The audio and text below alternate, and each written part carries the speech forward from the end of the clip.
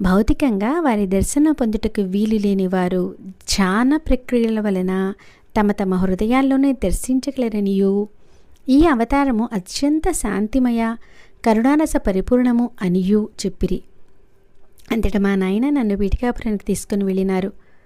మాతో వచ్చిన పండిత బృందము పాదగయ్యా తీర్థమందు స్నానం ఆచరించి కుక్కుటేశ్వర దేవాలయం నందలి వివిధ దేవతలను దర్శించి అర్చించి అచ్చట నుండి వేదస్వస్తి చెప్పుచు శ్రీ పాపనార్యుల వారింటికి బయలుదేరిరి.